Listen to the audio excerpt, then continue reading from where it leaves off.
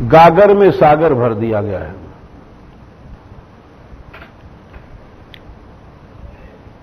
साध्य हम बता चुके हैं पहले, श्री राधिका रानी, उनका कृपा, उनका प्रेम। अब साधन पद्धति भी जो इस श्लोक में बताई गई है वो बड़ी विलक्षण है, और वो एक ही पंक्ति में बताई गई, तस्या नमोस्तु वृषभान भुवो दिशेपि।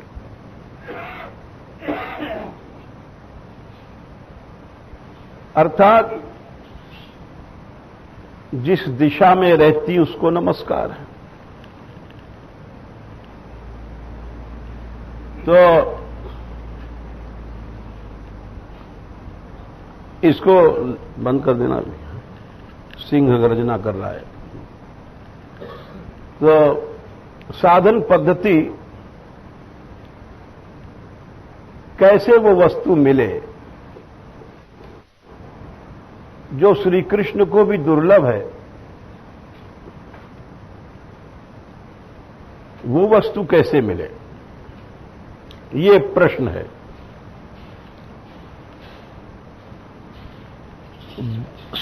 यानी यूं समझिए, श्री कृष्ण जो ब्रह्मा आदि योगींद्रों को, शिव आदि को दुर्लभ हैं, ऐसे कृष्ण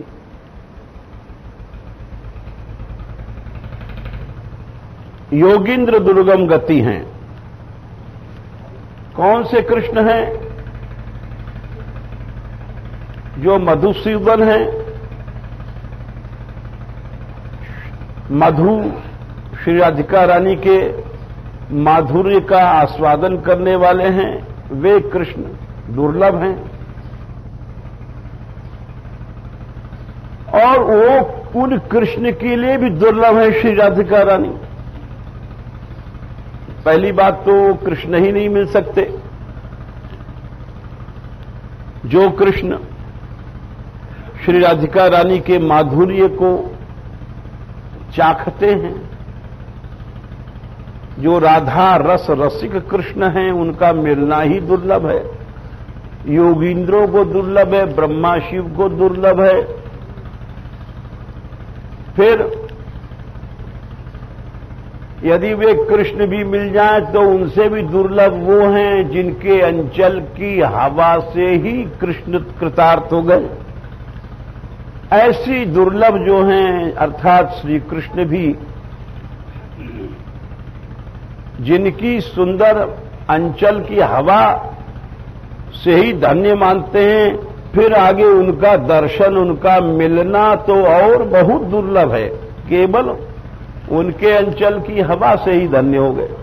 यानी वो लाडली जी श्री कृष्ण के लिए भी दुर्लभ हैं।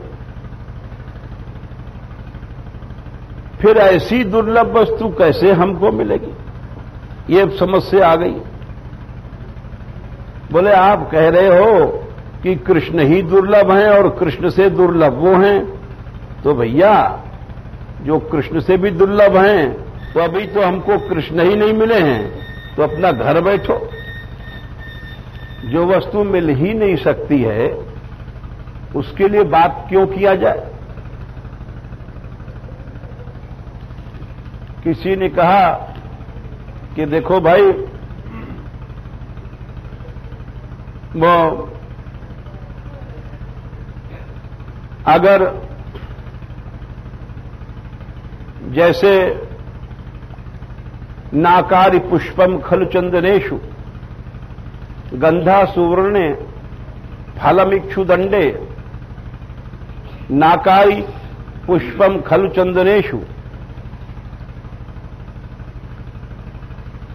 बोले अगर सोना में गंध होता तो कैसी सुंदर गंध होती, क्यों? और फूल तो थोड़ी देर में मुरझा जाते हैं। बोले हां, ये बात तो है। सोने में अगर गंध होती तो बहुत दुनिया की सबसे ऊंची गंध होती। ठीक है, गंधा सुवर्ण फलम इक्षु दंडे। बोले अरे सबसे ज्यादा मीठा लोग कहते हैं आम होता है। ठीक है, आम अमृत फल है। आम के बारे में लोग कहते हैं कि ये स्वर्ग का फल है, तो विद्वान लोग कहते हैं रावण लाया था स्वर्ग से इस आम को, तो जब हनुमान जी गए वहां अशोक वाटिका में, तो उन्होंने जब आम खाया तो बोले अरे ये तो ऐसा मीठा है, ये राक्षसों के लिए है। राम राम राम। अरे प्रभु जिस देश में रहते हैं वहां होना चाहिए, तो सब गुठली फेंका इधर, तो जब से आम यहां हो गया। दक्षिण भारत में बहुत आम होता है, प्रयास की बात नहीं है। और यहां तक होता है, वहां गधा मार आम भी होता है। वो ऐसा बड़ा होता है, गधे पर गिरे तो गधा मर जाएगा, इतने बड़े बड़े आम होते हैं दक्षिण भारत में। हैं? हाँ, 8-8, 10-10 किलो के होते हैं। तो अब वो किसी ने कहा आम बड़ा मीठा है, बोले है तेरे की, आम तो कोई चीज नहीं है। बोले अगर ईख में फल लगता तो क्या बात होती। बोले आम की लकड़ियां चूस चूस के मर जाओ, कोई भी आदमी उसको नहीं चूक सकता और कहेगा ये कोई इसमें मजा नहीं है। अब जिसकी लकड़ी इतनी मीठी है ईख की, उसमें फल लगता तो क्या होता। तो बोले हाँ ये बात तो है। तो गंधा सुवर्णे फल मिक्षुदंडे। और बोले पुष्प किसका है, बोले अरे है गुलाब फूलों का राजा, चंपा है फूलों की रानी। बोले हाँ ये बात तो है, गुलाब बहुत सुंदर है, चंपा है, लेकिन अगर कहीं चंदन फूल लगता तो, जिसकी लकड़ी में इतनी खुशबू है। हाँ ये बात तो है। अब बोले होता लगता तो, अरे जब लगा ही नहीं तो उसकी बात क्या करते हो, बंद करो बात। न तो ईख में फल लगेगा, न सोना में सुगंध आएगी, और न तो वो चंदन में फूल लगेगा, इसलिए बेकार की बात क्यों करते हो। गंधा सुवर्णे फलमिक्षुदंडे नाकारी पुष्पम खलु चंदनेशु नूनम पुरः धातु समीपे न कोपि बुद्धिदो भूत। एक नीति के श्लोक है कि कोई ब्रह्मा के पास अच्छा सलाहकार नहीं हुआ जो ये सब सलाह देता उनको। अच्छा चलो, तो जब न तो फूल लगा, न फल लगा, न सुगंधी आई, तो इसलिए उनकी बात बंद कर दो कि वो मिल ही नहीं सकती। बोले इसी तरह से जब श्री कृष्ण ही नहीं मिल सकते, तुम कहते हो ब्रह्मा शिव को दुर्लभ है रसिक श्री कृष्ण, और श्री राधा रानी उनसे भी दुर्लभ है, तो भैया इसकी बात क्यों करते हो।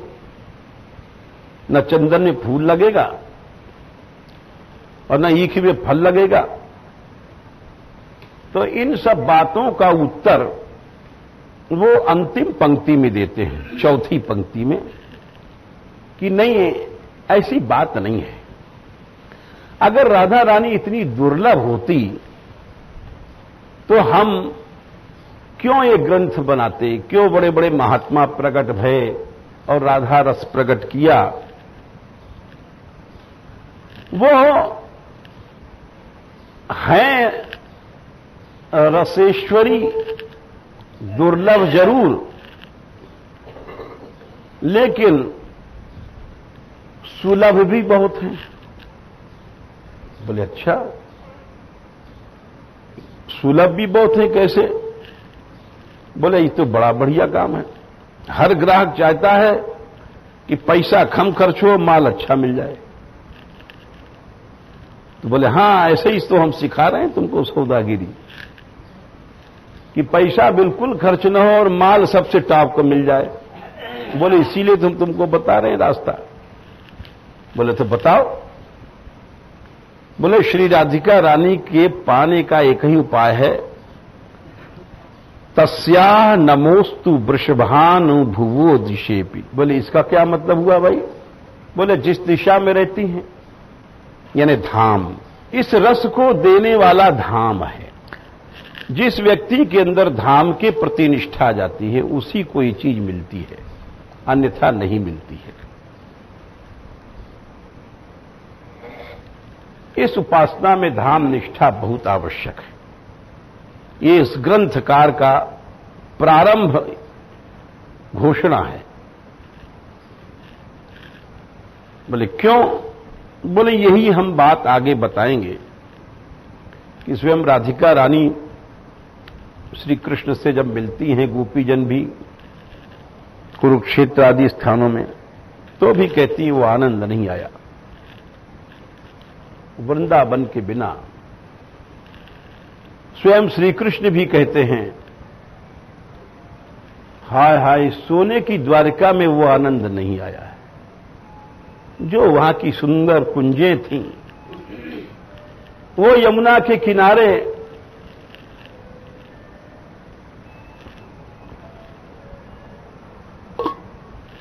साक्षात वैकुंठ है द्वारका, वैकुंठ ही द्वारका रूप है, ये हम सुना भी चुके हैं और इस प्रसंग को विस्तार से हम कह भी चुके हैं कई बार, वो यहां भी कहे और यात्रा में कोसी के प्रकरण में कहा है। परंतु श्री कृष्ण उस दिव्य द्वारका में भी पहुंच करके जहां वैकुंठ से भी अधिक ऐश्वर्य प्रकट किया गया, वहां साक्षात लक्ष्मी रूपा रुक्मिणी जी व अन्य महिषी 16,108 रानियों के पास लेटे हुए भी, उनकी गोद में लेटे हुए, और कहते हैं वो ब्रज का आनंद नहीं आया।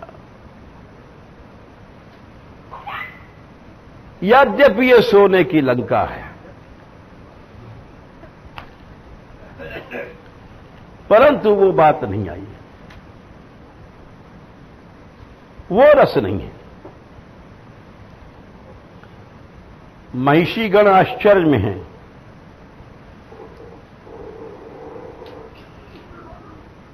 रुक्मिणी आदि,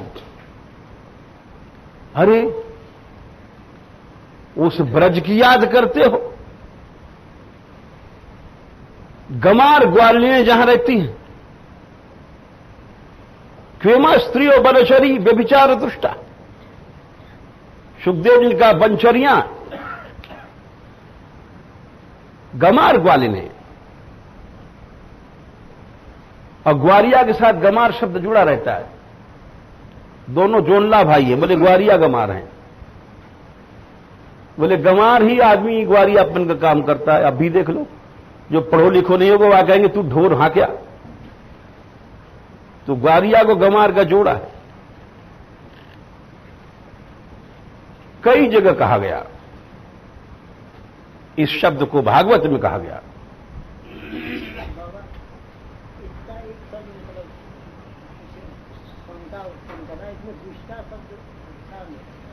अरे दुष्टा तुम भी लगाए नहीं, वो उनके लिए नहीं कह रहे हैं उद्धव जी। क्वेमा स्त्रियों बनचरी, कहां तो ये वन में वृंदावन में रहने वाली, और उसमें अध्याहार करना पड़ता है, और कृष्ण क्वेमा स्त्रियों बनचरी, और हम लोग वयम व्यभिचार दुष्टा, यूं अर्थ है, कहां हम लोग व्यभिचारणी रति वाले दुष्ट, उद्धव जी अपने लिए कह रहे हैं। अगर गोपियों में भी लगाना है तो यूं लगेगा, व्यभिचार शब्द के कई अर्थ होते हैं। चलो प्रसंग अच्छा पीछे बताएंगे, तुम्हारे उत्तर दे दे पहले।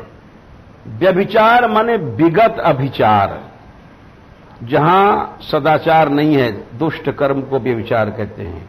और एक व्यभिचार माने होता है विशेषण अभिचार, तो सब आचरणों से ऊपर चला गया, जिसके समान आचरण कोई नहीं है। विशेषण, विगत नहीं, विशेषण। और उस विशेष यानी विशेष विचार क्या, प्रेम, उस विशेष प्रेम से जो जगत की दृष्टि में दूषित हो गई है, संसार की मर्यादा छोड़ दिया है।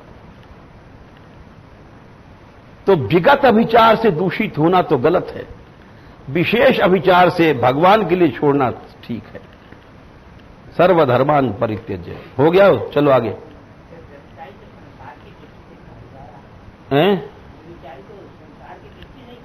संसार की दृष्टि से नहीं कहा जा रहा है, वहां तो वयम लगाना पड़ेगा संसार की दृष्टि से। अगर विशेष अभिचार की दृष्टि से कहा जाएगा तो गोपी में लगेगा। हर चीज का जहां अर्थ होता है जैसा प्रसंग अर्थ लगाना पड़ता है। तो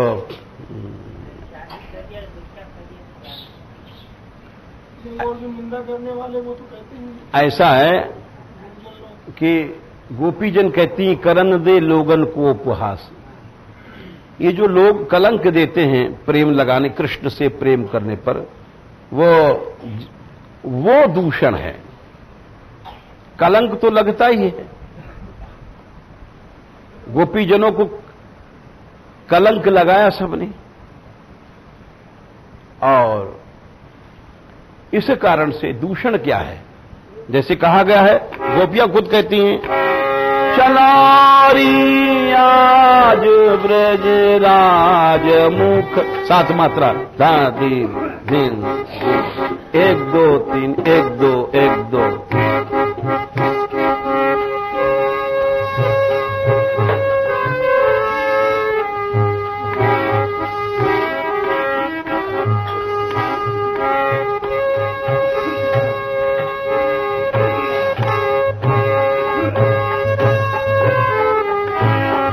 चलारी आज ब्रजराज मुख निरखिए, चलारी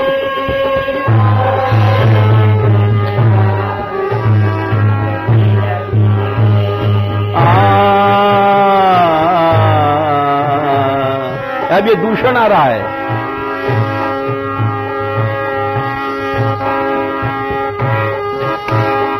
चलारी आज, एक चलारी आज ब्रजराज मुख निरखिए, चलारी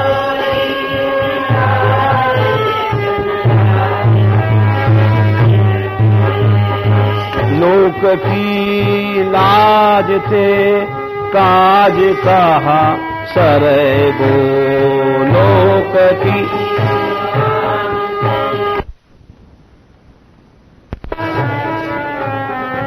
लोक की लाज ते काज कहा सरे गो।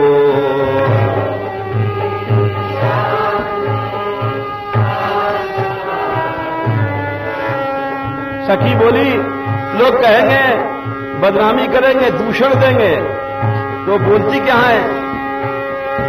बहुरी को कहेगो शाम के ढिंग गई बहुरी,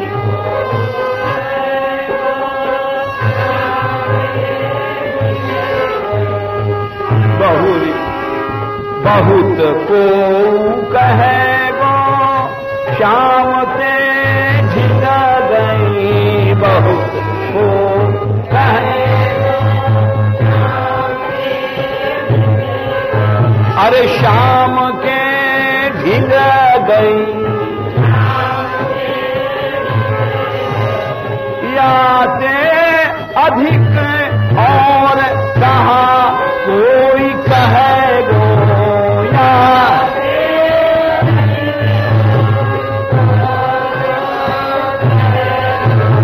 याते अधिक और कहा कोई कहेगो, या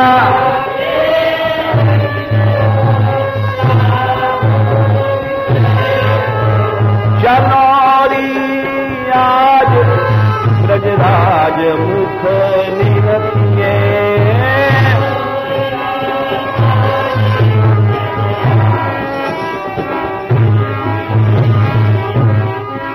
बदनामी करेंगे, दूषण देंगे, और क्या करेंगे? चलो नाचवे लगी तो घूंघट कैसा,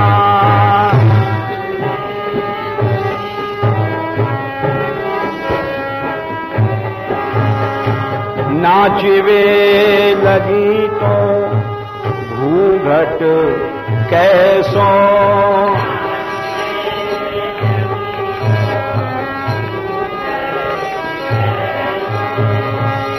सूर रण चढ़े थे कौन सूररण चढ़े पे कौन सो डरेगो, सूररण पे कौन, सूररण, सूरमा ही बुराई सहता है। सखियों, गाली देंगे देने दो, प्रेमी लोग शूर होते हैं।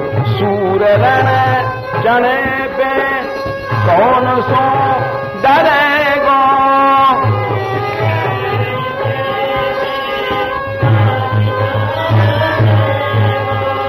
वेगी अपने पिय सो मिलहु नारायण,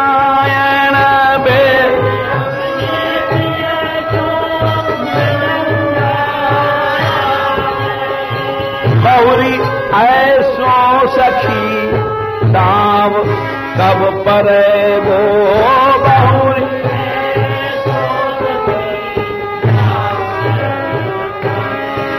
हेरी चनौरी, चनौरी आज ब्रजराज मुख निरखिए, चनौरी।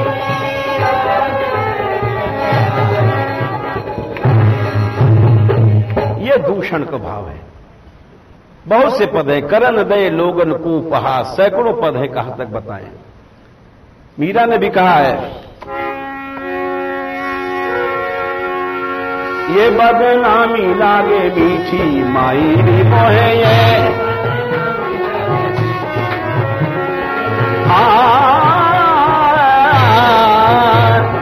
हमारी लोग बुराई करेंगे, कन्हैया के प्रेम में पागल हो गई हैं, ऐसी बदनामी अच्छी है।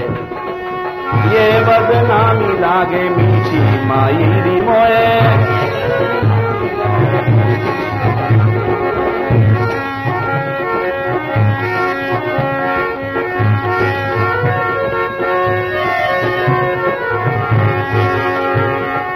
कोई मोए निंदो, कोई मोए बिंदो,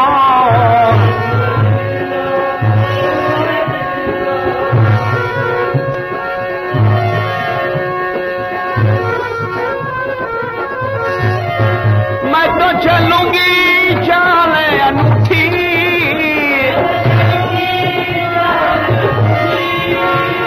मायरी मोए बदनामी लागे मीठी माई। कोई बदनामी करो, करते रहो, मेरो तो कृष्ण से प्यार है। साकरी गली में मोए मोहन मिलिया,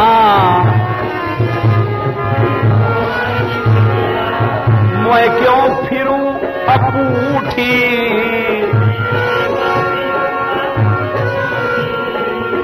गिरधर जू से बाता करता,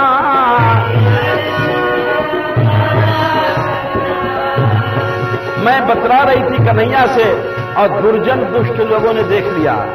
दुर्जन लोगां ने दीठी दीठी, मीरा को तो गिरधर मिलिया,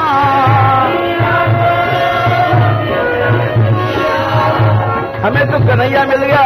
और जब तुम बुराई करने वाले हो, एक काम करो, कोयला लाओ, सुलगाओ, दुर्जन जनो अंगीठी अंगीठी, मायरी मोए ये बदनामी लागे मीठी मां। अंगीठी के मतलब यह है कि जो निंदा है ये आग है, इस आग में मनुष्य जलता है। किसी की बुराई करना ये आग है, हृदय में आग है, पैदा करना है। जो बुराई करता है वो आग में जलता रहता है। अरे लड्डू वाला लड्डू खा रहा है, तुम देख के गाली देते रहो, माल मारे हैं सारे, ये हैं वो हैं, अरे वो तो खा ही रहा है लड्डू। अब तुम्हारे गाली, तुम्हारे भाग में लिखा है गाली देना, आग में जलना, जलो, वो तो लड्डू खाएगा, वो तो लड्डू उसका बंद नहीं होगा खाना। तो ये विशेष अभिचार यानी प्रेम के कारण जो उनको कलंक का दूषण मिला। चलो आगे क्या,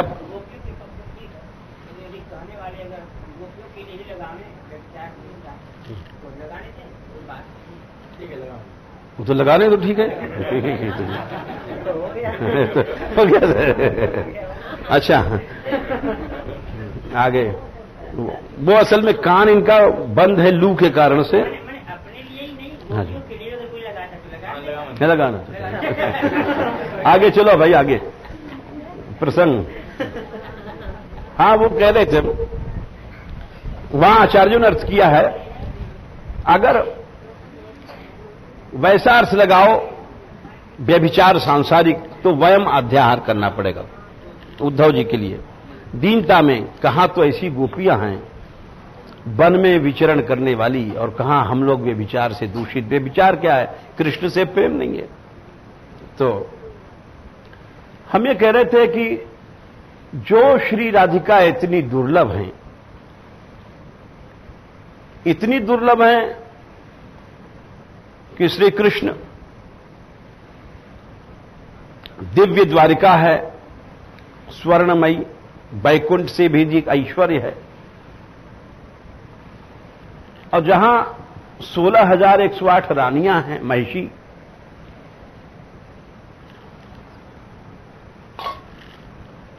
वो पूछती हैं, अरे उन गंवार ग्वालिनों की याद में ही रोते हैं, ब्रज के जंगलों की याद में रोते हैं। बड़ा आश्चर्य है। बोले क्यों क्यों रोते हो? तो वहां श्री कृष्ण कहते हैं कि रुक्मिणी क्या करें,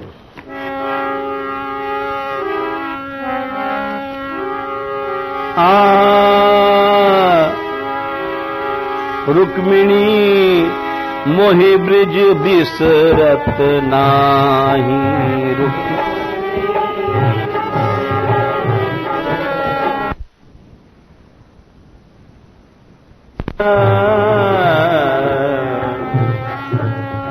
रुक्मिणी मोहि ब्रिज बिसरत नाही।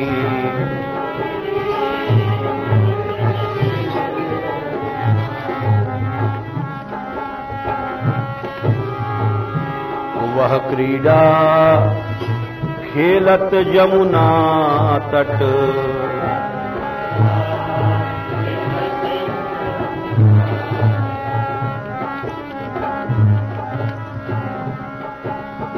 वो यमुना का किनारा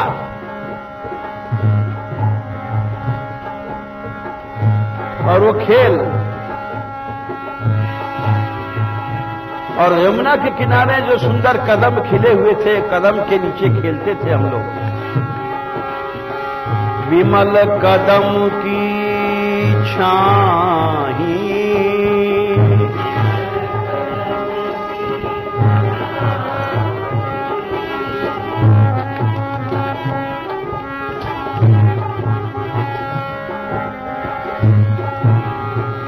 गोप बधू की। रुक्मिणी आज यहां सोने के पलंग हैं, रत्नों के, हीरे मोतियों के। यमुना के पुलिन में किनारे कदम के भीतर कुंजे रहती थी, न वहां बिछौना न तकिया। ब्रज गोपी जन आती थी, उनकी भुजाओं के तकिया में लेट जाते थे ब्रज की रज में। बोले अच्छा, फिर भी आपको वहां की याद आ रही है? यहां बिछैया भी नहीं मिलता था? बोले हां, उस ब्रज रज में बिछैया भी नहीं था। गोप बधू की भुजा कंठ धरी,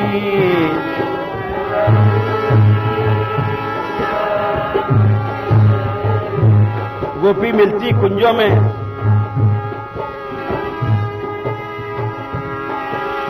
मैं थक करके आता, लेट जाता, तकिया तो नहीं लाला, अपनी भुजाओं को तकिया लगा देती थी।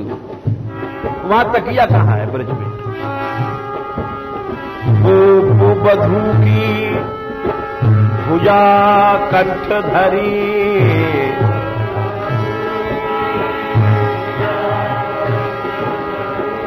विहरत कुंजन माही।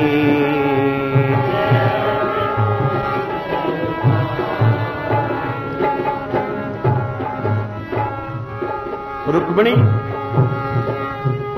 इसलिए याद आ रही है। और एक और बात है, हमने एक बार तुमसे परिहास किया, तुम मूर्छित हो गई। एक बार मजाक किया था तुमसे, तुम बेहोश हो गई दुख में। और वहां गोपियों से रोज गाली गलौज होती थी प्रेम में, इसलिए याद आती है। अमित विनोद कहां लगी बरनो,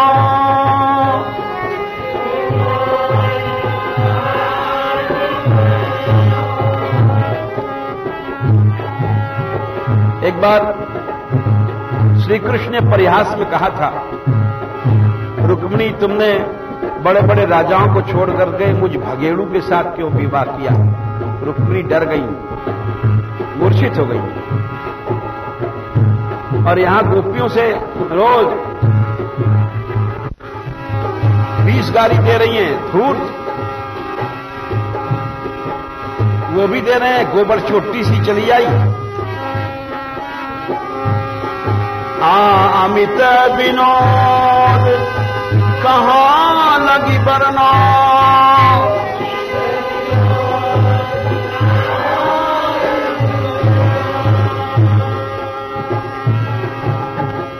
मोह मुख कही न जाही,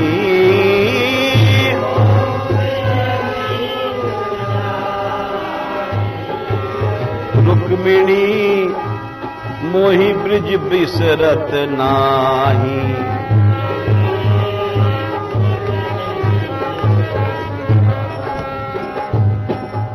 रुक्मिणी सोने के पलकों में आनंद नहीं है। वो ब्रज का हास परिहास कैसा है देश निगोड़ा।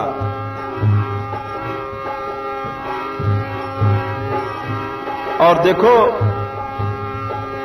सकल सखा, वो सखा प्यारे याद आ रहे हैं।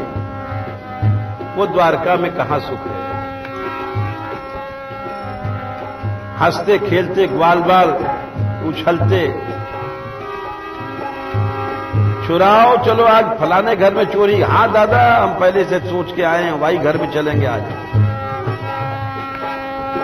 सकल सखा और नंद यशोदा,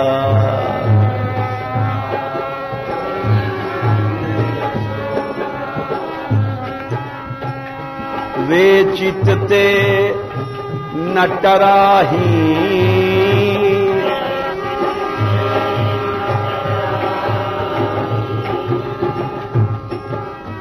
यहां देवकी माता है, वसुदेव हैं,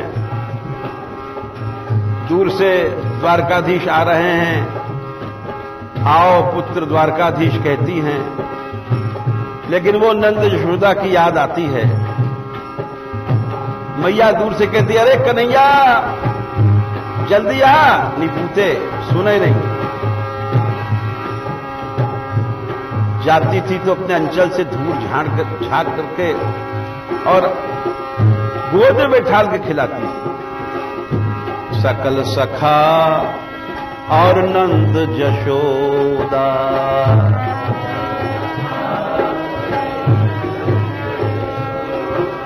वे चित्ते नटराही,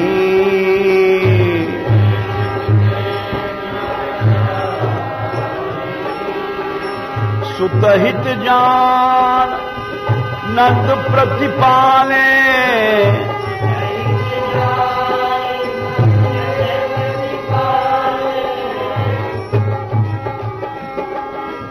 बिछुरत विपत्ति सहाही।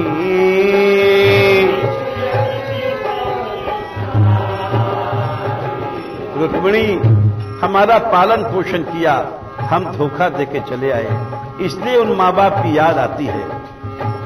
रुक्मिणी मोहि ब्रिज बिसरत नाही,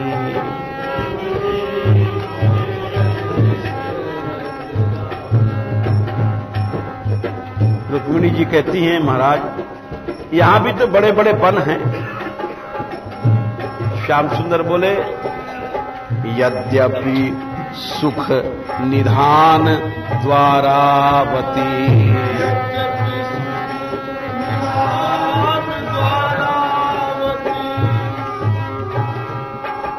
बड़ा सुख है। तो मन कहूं ना रहा ही,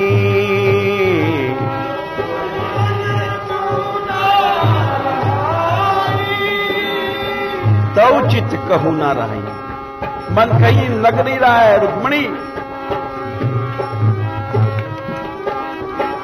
सूरदास प्रभो कुंज बिहारी,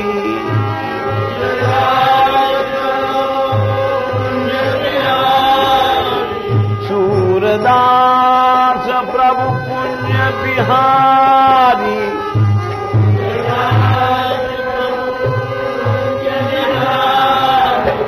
बस चुप हो गए, आंख से आंसू गिरा है।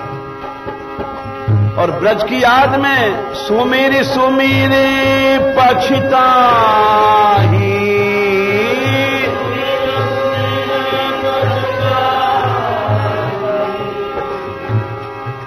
रुक्मिणी अब इस द्वारका में पछताने के सिवाय कोई सुख नहीं है।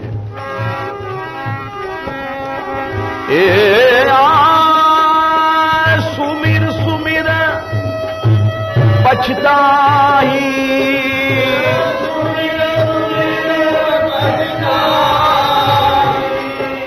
रुक्मिणी मोहि ब्रज बिसरत नाही।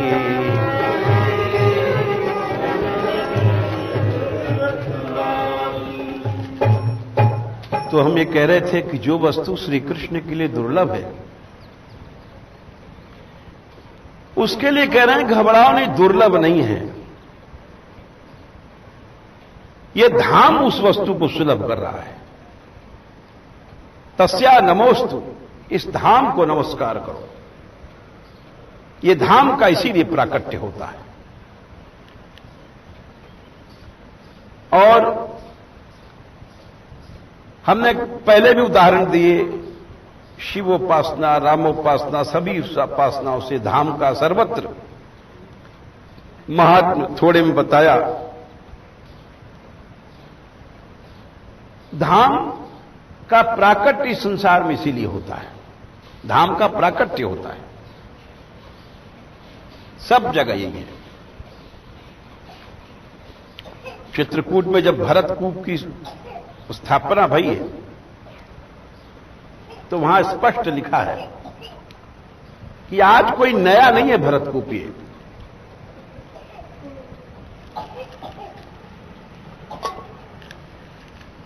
भरत जी ले गए थे, सब तीर्थों का, समुद्रों का जल अभिषेक की राम को राजा बनाएंगे। वहीं राम ने मना किया, पिता की आज्ञा हमें बन की है, हम राजा कैसे बन सकते हैं 14 वर्ष तक। तो बोले इस जल को कहां स्थापित करें? बोले भरतकूप, कुआं है। वहां लिखा है कोई आज नया नहीं है, ये तो अनादि स्थल है। धाम तो प्रकट होता है, धाम कोई आज नहीं बना है। ये ब्रज कृष्णावतार के पहले भी था।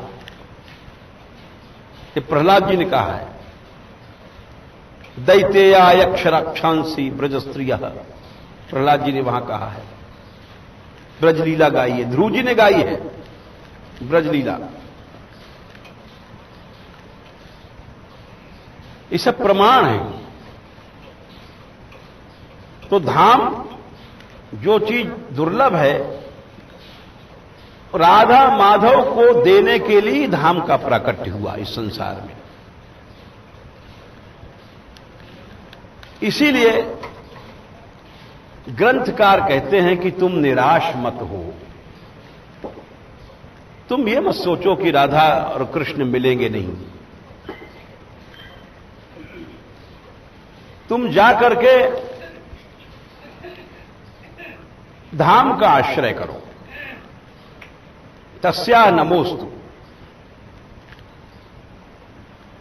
देखो राधा रानी को तो उन्होंने कई श्लोक बाद याद किया है, यानी कायदे से उनका नाम लिया है।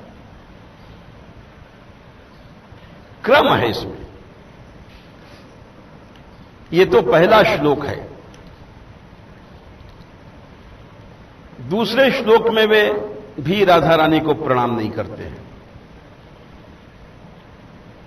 कहते हैं इतनी बड़ी है, उनको हम कैसे प्रणाम कर सकते हैं। दूसरे श्लोक में उन्होंने उनकी महिमा को नमस्कार किया है। दूसरा श्लोक है ब्रह्मेश्वरादि सुदुरूह पदारविंद। अब ये शुरू होगा दूसरा श्लोक। हमने सोचा था आज शुरू करने का, क्योंकि 1 मास हो गए इस श्लोक को, बहुत समय हो गया, लेकिन फिर भी नहीं कर पाए समाप्त। क्योंकि ये रहस्य है, किशोरी जी के प्राप्ति का रहस्य इस पंक्ति में बताया, इसलिए इसको भी खोलना जरूरी था। आगे शुरू करेंगे जब दूसरा श्लोक, तो उसमें राधा रानी की महिमा को प्रणाम किया। ब्रह्मेश्वरादि सुदुरूह पदारविंद श्रीमत्पराग परमाद्भुत वैभवाया सर्वार्थ सार रसवर्षि कृपार्थ दृष्टेस्तस्या नमोस्तु वृषभान भुवो महिमने। वृषभान भुवो राधा रानी की महिमा को नमस्कार किया, राधा रानी को नहीं किया। बोले आप करोगे? बोले अब भी नहीं करेंगे। तीसरे श्लोक में और चौथे में यो ब्रह्म रुद्र शुक नारद भीष्म मुख्यैरालक्षितो न सहसा पुरुषस्य तस्य सद्यो वशीकरण चूर्ण मनंत्र शक्तिम तम राधिका चरण रेणु मनुस्मरामी। बोले उन श्री लाडली जी के चरणों में जो रज लगी हुई है, उस रज को मैं याद करता हूं, धूर को, उनके किशोरी जी के चरणों में। अब भी किशोरी जी को प्रणाम नहीं किया।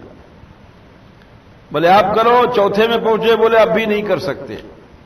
दोबारा किशोरी जी के चरण रज को याद किया। आधाय मूर्धन यदा पुरुदार गोप्य काम्यम पदम प्रिय गुणैरपि पिच्छ मौले भावो सवेन भजताम रस कामधेनु तम राधिका चरण रेणु महम स्मरामी। एक जगह अनुस्मरामी कहा, बार बार याद करता हूं। एक जगह मैं कहा, मैं करता हूं। हमारे लिए और कोई उपाय नहीं है, ये सब हम आगे बताएंगे। बोले अब 5वें श्लोक में चलो। बोले अब भी हमारी हिम्मत नहीं उनका नाम लेने की। बोले क्यों? बोले प्रेम में कृष्ण मूर्छित हैं और जाकर के किशोरी जी इनको जिला देती हैं। मूर्छित ऐसे हो गए हैं कि जैसे मृत, चेतना नहीं है। दिव्य प्रमोद रससार निजांग संग पीयूष वीच निचय रभिषेचयंती कंदर्प कोटि शर मूर्छित नंद सूनु संजीवनी जयति कापि निकुंज देवी। बोले कोई निकुंज देवी हैं जो संजीवनी है, कृष्ण की जिलाने वाली जीवन शक्ति है। कापि कोई है, वहां भी गायब कर दिया।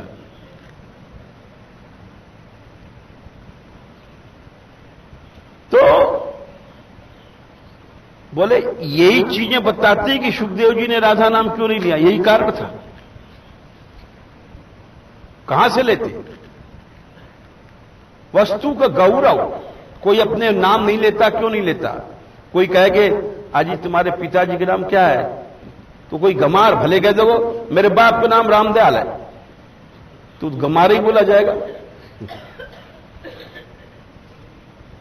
तो अगर सभ्य होगा तो वो नाम नहीं लेगा, लिख के बताएगा, या दूसरे ढंग से लेता है। कोई कहे तुम्हारे पति का नाम क्या है, तो कोई मूर्ख होगी झट कह देगी मेरे पति राम खिलौना है।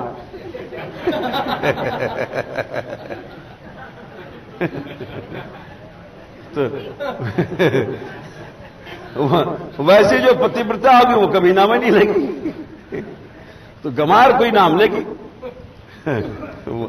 भाई नियम है कि आत्मनाम गुरुर नाम नामाति कृपणस्य च श्रेयस कामो न गृहणीयात ज्येष्ठा पत्य कलत्य हो। गुरुजनों का नाम अपने से बड़े नाम नहीं लिया जाता। पति का नाम कोई स्त्री नहीं लेगी। वो एक तुमको सुना दे घटना। एक जगह कीर्तन हो रहा था, तो कीर्तन में पंडित जी व्यास में कीर्तन करा रहे गद्दी पर, काली मर्दन कंस निकंदन देव की नंदन हरे हरे काली।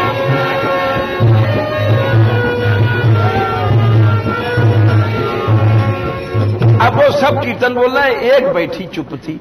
बोले तू क्यों नहीं बोले कीर्तन? अब बोले क्या करें, बोलना जरूरी नहीं, सब कहेंगे तू गूंगी बहरी कीर्तन नहीं बोले, राम को नाम नहीं निकले। अब वहां के घर वालों को नाम हो देवकी नंदन। अब काली मर्दन कंस निकंदन देव का बोले, अब देख सबको नाम कैसे ने घर वाले को? अरे अरे बोले क्यों ना, कीर्तन नहीं बोले? माने एक धक्का लगाया पासवारी ने, बोले अच्छा बोलूं तो वाले अक्कल लड़ाई। बोली काली मर्दन कंस निकंदन चंपो के चाचा हरे हरे